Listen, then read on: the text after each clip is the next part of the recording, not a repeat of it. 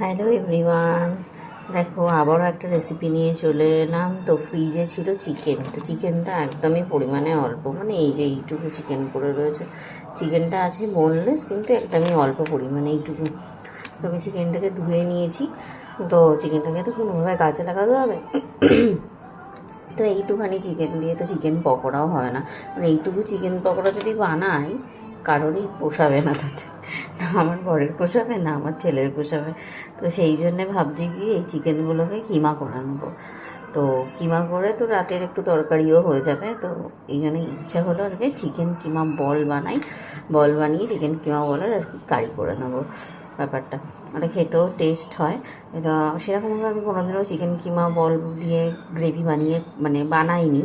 তো আজকে ভাবলাম এইটুকু যেহেতু চিকেন রয়েছে, তো এটা তাই চিকেন কিমা বল করে গ্রেভি করে নেবো। তো তোমরা দেখতে থাকো পুরো রেসিপিটা। এটাকে আমি এবার কিমা করবো। এবার চিকেনটাকে তো কিমা করে নিয়েছি, দিয়ে এর মধ্যে পেঁয়াজ কুচি, আদা কুচি, রসুন কুচি, এই যে আমি চপারটাতে দেখো পেঁয়াজ, আদা, রসুন আর হচ্ছে গিয়ে কাঁচা লঙ্কা কুচি করেছি। কুচি করে এর মধ্যে দিয়েছি, আর তার সাথে দিয়েছি একটু তেল, অল্প একটু সাদা তেল আর নুন দিয়ে জিনিসটাকে ম্যারিনেট করে রাখছি। আর এর মধ্যে দেবো গোলমরিচ গুঁড়ো আর একটু দেবো কর্নফ্লাওয়ার দিয়ে ম্যারিনেট করবো। দেখো এই যে দেখো একটুখানি দিয়ে দিলাম গরম মশলার গুঁড়ো, অল্প করে গরম মশলার গুঁড়ো আর একটু গোলমরিচ গুঁড়ো দিয়ে দিয়েছি। হ্যাঁ, দিয়ে এবার কর্নফ্লাওয়ারটা দেবো। এই যে এর মধ্যে কর্নফ্লাওয়ার দিয়ে দিয়েছি, কর্নফ্লাওয়ারটা দিয়ে 2 মুঠোর মতো কর্নফ্লাওয়ার দিয়েছি, দিয়ে এটাকে ম্যারিনেট করে দিচ্ছি, পুরো মিক্সড করে দিচ্ছি, দিয়ে এটাকে রেখে দেবো। এর মধ্যে কর্নফ্লাওয়ার দিয়ে দিয়েছি 2 মুঠোর মতো, দিয়ে ভালো করে মেখে নিচ্ছি জিনিসটাকে, দিয়ে এটাকে ম্যারিনেট করে কিছুক্ষণের জন্য ফ্রিজে রেখে দেবো। দেখো ফ্রিজ থেকে এবার বার করে নিয়ে জিনিসটাকে এইভাবে কড়াতে দিয়েছি, এরকম করার মতন করে, যেমন আমরা কোপ্তা টোপ্তা করি এরকমভাবে ছাড়লাম। এই যে ফ্রিজ থেকে জিনিসটা বার করেছি, যেমন একটু টাইট মতো হয়ে গেছে, এই যে এরকমভাবে আমি গোল গোল ছাড়ছি। তোমরা চাইলে চ্যাপটা চ্যাপটাও করে নিতে পারো।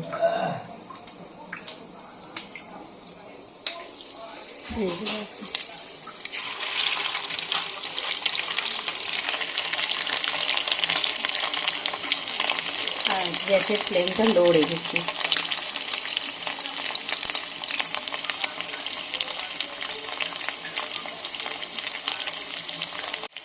এই যে একটা পিঠ ভালো করে কুক হয়ে গেলে তারপর আবার আরেকটা পিঠের দিকে ঘোরাবো, আরেকটা দিক ঘোরাবো, তখন আরেকটা দিক হবে।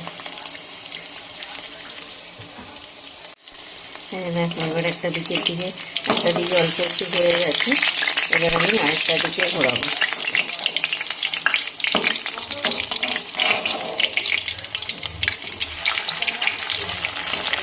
তোমরা কারা কারা এরকমভাবে করো? অল্প চিকেন থাকলে এই জিনিসটা কিন্তু করাই যেতে পারে। কারণ ওই যে চিকেনটা ছিল সেই চিকেনটাতে তো হতো না, সেই জন্য কী করবো, অল্প চিকেন ছিল তো তাই জন্য এইভাবে করে দিলাম, তারপরে টাকা লেগে যাচ্ছে, খুব সাবধানেই উল্টাতে হবে। যতক্ষণ ওই ভাজাটা হচ্ছে, চিকেনগুলো পকোড়ার মতন করে ভাজা হচ্ছে, এই যে দেখো আমি তুলেছি এখানে, এই যে এরকম ভাজা হয়েছে, বিষয়টা এরকম হয়েছে কিমা পকোড়ার মতো। কোপ্তার যেমন আমরা বানাই সেরকম কোপ্তা, এটা মালাই কোপ্তা টাইপেরই করছি আর কি, মালাই কোপ্তা কারি। এরপরে আমি গ্রেভির জন্য যেটা রেডি করে নিচ্ছি সেটা হচ্ছে কি পেঁয়াজ, আদা, রসুন বাটা, আর তার সাথে দিলাম একটু কাজু এর মধ্যেই দিয়ে দিয়েছি, একসাথেই সব বাটা হয়ে যাচ্ছে। আর এটাতে একটু টক দই দিচ্ছি, তো টক দইটা দিয়ে একেবারে বেটে নিয়ে পুরো গ্রেভির জন্য গ্রেভিটা রেডি করে নিচ্ছি এটাকে। দেখো এই দেখো সমস্ত ইয়েগুলো হয়ে গেছে, চিকেনের বলগুলো, এই যে চিকেনের বলগুলো হয়ে গেছে, বুঝেছো? তাও এই হয়েছে এই কটা বল চিকেনে। তো এবার যেটা করবো সেটা হচ্ছে এই গ্রেভি করবো। এবার গ্রেভির জন্য এই যে কড়াইতে তেল দিয়েছি, আর একটু তেল, অল্প একটু তেল দিয়ে এবার আমি ফোড়ন দেবো, তেজপাতা, গোটা গরম মশলা, দেখতে থাকো। এই যে দেখো তেজপাতা আর গোটা গরম মশলা ফোড়ন দিয়ে দিয়েছি। এবার আমি এই যেটা গ্রেভিটা মানে এটা বানিয়ে রেখেছিলাম গ্রেভি করব বলে, যে মশলাটা, এই মশলাটা এবার দিয়ে দেবো। এই মশলাটা পুরো বানিয়ে রেখেছি, তো এই মশলাটা এবার দিয়ে দেবো কড়াইতে।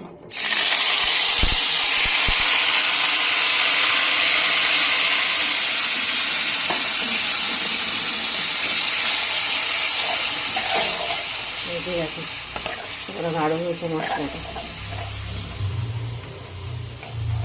এবার তো এই পেঁয়াজ আদা রসুন আমি যেটা হচ্ছে গিয়ে এখানে দিলাম আর কি, পেঁয়াজ আদা রসুন কাজু বাটা আর টক দই সমস্তটা এর মধ্যে দিয়ে দিয়েছি, যেটা মিক্সিতে পেস্ট করে রেখেছিলাম।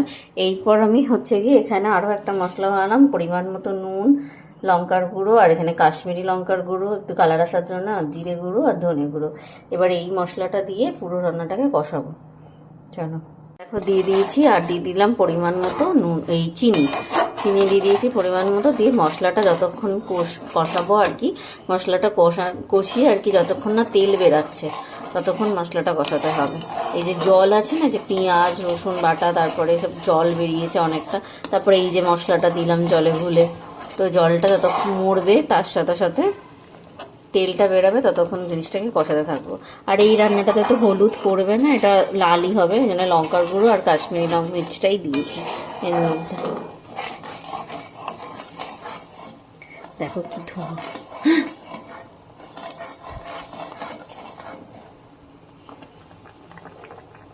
ফুটছে টকবক করে। এই দেখো আস্তে আস্তে কালার আসছে, আর মশলাটা কষাচ্ছি আর আস্তে আস্তে কালার আসছে। বা ফোনের মধ্যে পুরো না এই ভাবটা জমা হয়ে যাচ্ছে জানো সব। তোমাদেরও কি এরকম অসুবিধা হয় এরকমভাবে ফোন ধরে ভিডিও করে দেওয়ার কেউ নেই, ভিডিও করে দেওয়ার লোক থাকলে তাহলে অসুবিধা হতো না।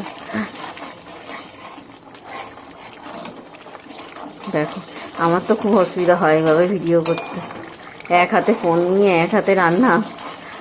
যাই হোক তবুও কষ্ট করে করার চেষ্টা করছি।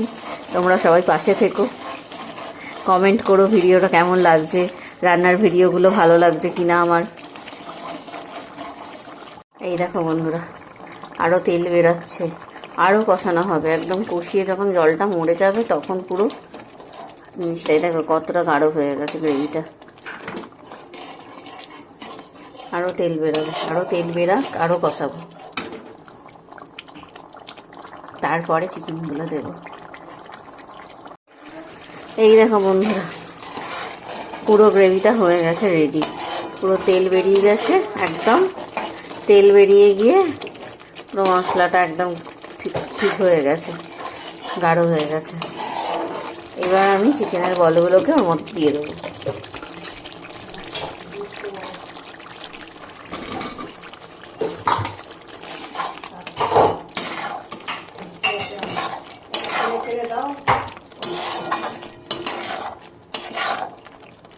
এবার চিকেনের বলগুলোকে দিয়ে দিলাম,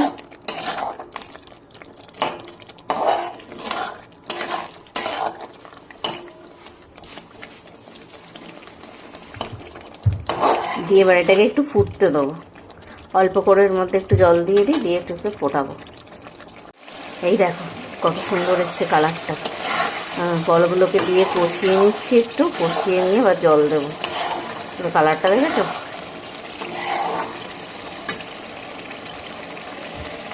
বেশি জল দেবো না, অল্প করে জল দিলাম। জিনিসটা একটু ফুটে যাক, ফুটে গেলে গরম মশলা, একটু শাহি গরম মশলা দেবো উপর থেকে গুঁড়ো দিয়ে, তারপরে নামাবো। দেখো কালারটা কেমন লাগছে জানিও, তোমরাও এটা করে দেখতে পারো। আর কারা কারা বানাও এটা সেটাও কমেন্টে জানিও, আর কারা কারা এখনো বানাও নি তারা বানিয়ে নিও। এই যে দেখো এবার গুঁড়ো গরম মশলা দিয়ে দিয়েছি, শাহি গুঁড়ো গরম মশলা, পুরো রেডি হয়ে গেছে জিনিসটা। এবার দেখতে দেখো কি সুন্দর হয়েছে, খেতেও ভালোই হবে আশা করি। তোমরাও বানিয়ে দেখো, তোমাদেরও ভালো লাগবে। আর যারা বানাও তাদের তো ঠিক আছে, আর যারা এখন অবধি বানাওনি এটা বানিয়ে দেখো, সেটা সত্যি খুব ভালো হয়। চলো টাটা, সবাই ভালো থেকো, সুস্থ থেকো।